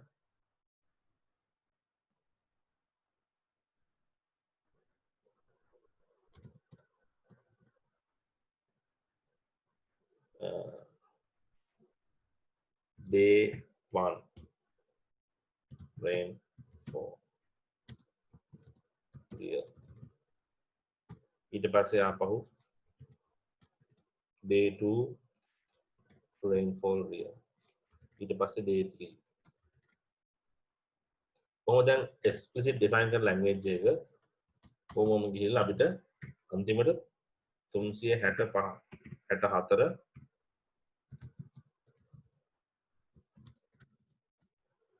ඊට පස්සේ 365ක් එතකොට මේකේ ওই විදිහට යන්න වෙනවා 365ක් එනකම්. දැන් මේක 365 ලියලා ඉන්න වෙනවනේ ටිකක්. මේ වෙනුවට මේ වැඩේට අපි යූස් කරන්න පුළුවන් array එක. ඒතර කියන්නේ ඒකයි මෙතන treating the year as a collection of 365 days, we could define a structure in our pseudocode as daily rainfall 365 real. So මේ වැඩේ කරන වෙනුවට අපිට පුළුවන් මම තව එකක් ගන්නවා. මෙන්න මෙහෙම එකක් ගන්න. දැන් මේ වැඩේ වෙනුවට අපිට පුළුවන් මෙහෙම දෙයක් කරන්න. daily rainfall කියලා items කීයක් ඕනද කියලා 365ම ඇතුලේ දාන්න. ඒත් මේකේ අපිට ඕන real. දැන් මේකේ අපි items වලට data assign කරනකොට දැන් මේක නම් daily rainfall 1 okay අපිට දානවා මිලිමීටර 100 නම් ඔන්න ඒ දවසේ මිලිමීටර 100 දානවා. දෙවෙනි දවසේ අපි ගත්තොත් එහෙම මිලිමීටර 25 නම් ඔන්න 25 දානවා. මේකෙදි daily rainfall කියලා අරගෙන දැන් අපිට නම් වෙනස් කර කර ඉන්න ඕන කියන්නේ මේ ගත්තා ගන්න item එක කීයද කියලා. item එක පටන් ගන්න බිංදුවේ. මෙතන දාලා තියෙන. එතකොට හරියි. බිංදුවේ පටන් අරගෙන බිංදුව පටන් ගන්න ඊට පස්සේ මේකට 100 නම් මෙතන 100 දානවා. ඊට පස්සේ ඊළඟ එකදී දෙවෙනි දවසේ rainfall එක 25 නම් ඔය විදිහට දානවා. ඒතර මේ විදිහට තමයි යන්නේ. දැන් මේ කියවන කොටත් එහෙමයි. දැන් මේක ඇත්තටම ඔයගොල්ලෝ කරන්න ගියාට පස්සේ තේරෙයි මේ ගොඩාක් කරදර වැඩක් කියලා. ඒ වෙනුවට අපිට array choose කරනකොට ඒක බොහොම පහසුයි. ඉතින් array එකක් කියලා කියන්නේ එකම නමින් access කරන memory location සමූහයක්. ඒක access කරන්න ඒ item එකට වෙන වෙනම index එකක් තියෙනවා. You have a index for accessing each and every item. ඔය විදිහට තියෙනවා. එතකොට මෙතන මම පෙන්නපු array එකේ මෙතන තියෙන්නේ දැන් මේකේ නම් මෙතන තියෙන්නේ items 9යි. ඒ items 9 බිංදුව ඉඳන් 8 වෙනකන් access කරන්න පුළුවන්. මම පෙන්නපු එකේ තියෙනවා items 365. ඒක බිංදුව ඉඳන් 364 වෙනකන් access කරන්න පුළුවන්. ඒතර මම මේක ගත්තොත් මෙතන අන්තිම item එක තමයි 364. 365ට යන්න බෑ මොකද පටන් ගන්න එකක් බිංදුව ඉඳන් හින්දා. ඒතකොට අපි හිතමු මිනිත්තු 200 වර්ෂාපත නැද්ද? ඔය විදියට. ඔය විදියට බලන්න මේ arrays කියන්නේ මොනවද කියලා පොඩ්ඩක් discuss කරන්න පුළුවන් එතකොට. ඔන්න බලන්න මෙතනදී array එකේ විස්තරයක් පොඩි දීලා තියෙනවා පොඩ්ඩක් කියවලා බලන්න මේ.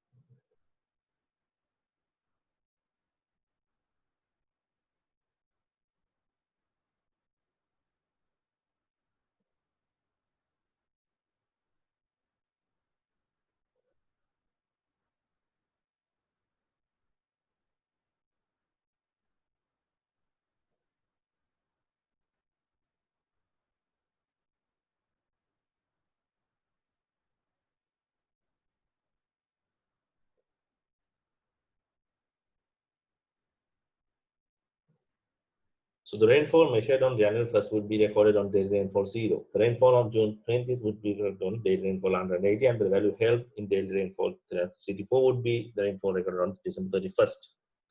ඒ විදිහට ඉතින් යනවා කියන්නේ ඉන්ඩෙක්ස් එකෙන් තමයි ඔක්කොම කන්ට්‍රෝල් වෙන්නේ. ඉතින් මෙතන ඔය නම්බර් එක ඇතුලේ තියෙන නම්බර් එකට අපි කියනවා මේ ඉන්ඩෙක්ස් එක කියලා. එහෙම නැත්නම් array subscript කියලා අපි කියන. ඉතින් ඔය වචන පස්සේ ඉගෙන ගන්න පුළුවන්. දැන් අපි ඊළඟට යනවා data scope කියන එකට. data scope කියලා කියන්නේ data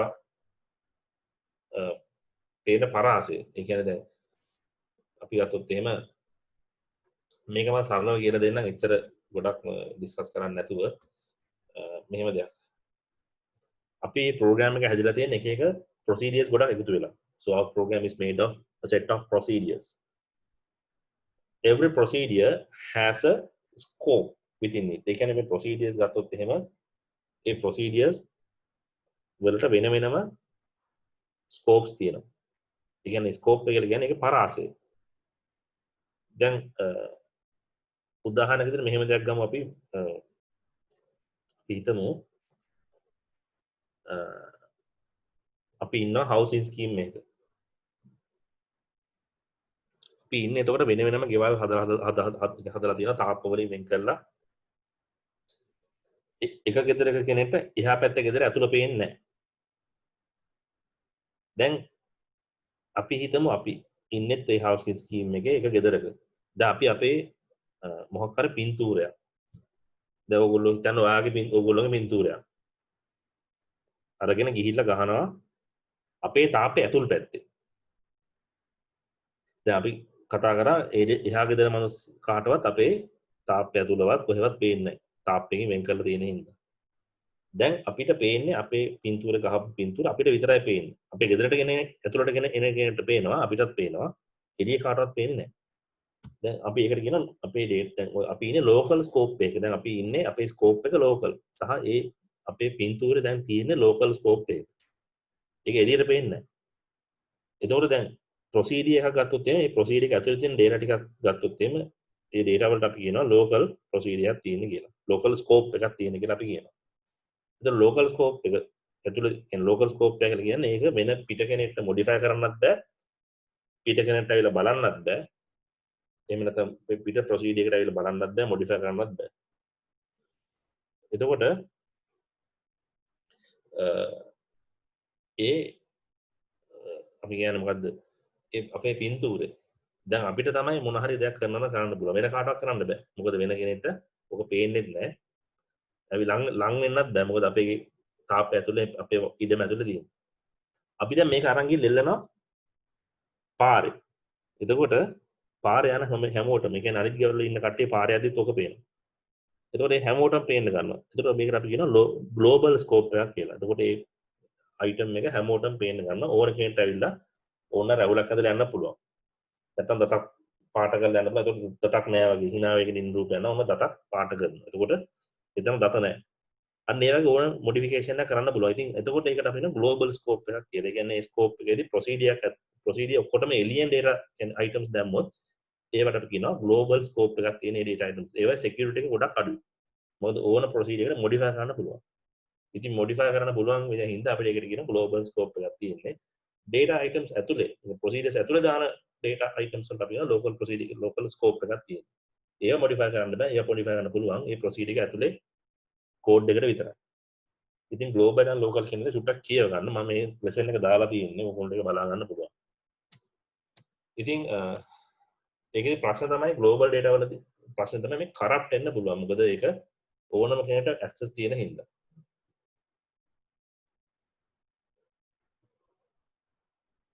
එතකොට මේ චුට්ටක් කියවලා බලන්න මේකේ මේ global data වල තියෙන ප්‍රශ්නේ.